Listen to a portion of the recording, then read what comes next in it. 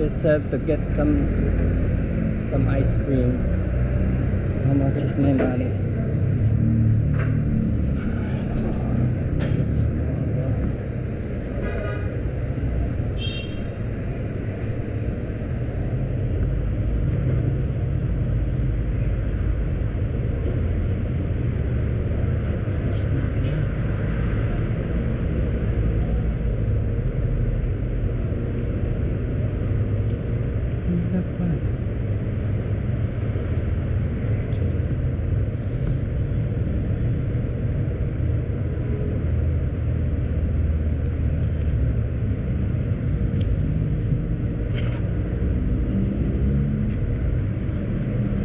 Magkano tong mango?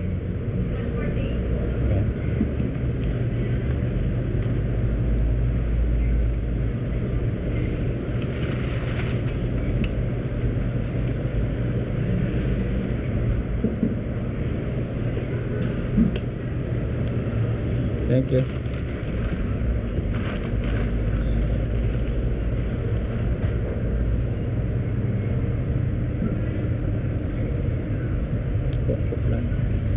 Strawberry.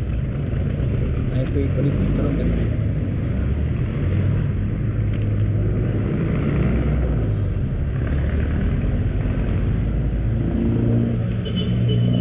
So ito rin yung paborito kong ice cream house.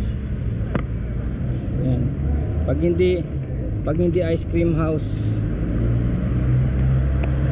parang ayokong mag ice cream. Ito naman, grabe naman tong bike ko. Ngayon lang to na parang nag-overheat. Kasi alam mo kanina nakipagsabayan ako sa mga big bike. Napuwersa siya eh. Kasi kung ang kalaban mo yung mga 1000cc, 600 to 1000cc, mahirapan din talaga tong bike na to kahit mabilis siya eh. Malaki talaga makina.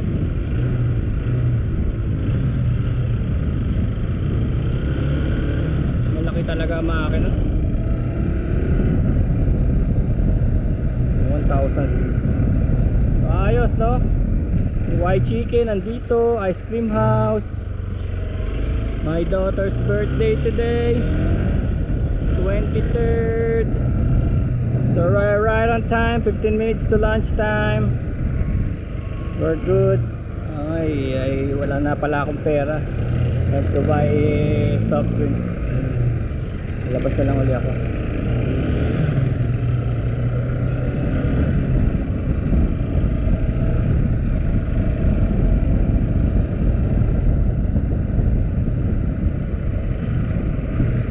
Well, masaya ngayon sa na because of the weather, no.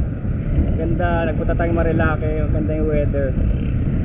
Masaya, kaya lang ang problema ay may nakita tayong aksidente. So yun ang problema. Nagkaroon ng aksidente, kaya ayaw ko nakakita ng ganun eh. Pero syempre nag counterflow siya. Yun ang risk ng counterflow. Kailangan talaga handa ka sa risk eh. Kasi unang-una nag counterflow ka, wala ka sa linya mo. So automatically na-aksidente ka, nakasalanan mo pa. Diba? Kasalanan mo pa dahil wala ka sa linya mo eh. Tapos binulaga mo pa siya, syempre. Kotse yun eh. Yung kotse na traffic eh. Yung tatawid siya eh, traffic. So umuusungos lang siya. Pero tama naman yung way ng kotse. Tapos biglang counterflow, vlog. Huli siya, walang kamalay-malay.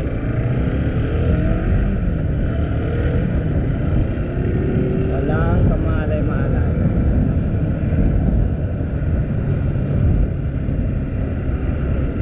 Ay, yung experience pala natin sa White Chicken ha. Yung White Chicken, siksikan punuan, linggo ngayon. O tingnan mo, nakabili tayo.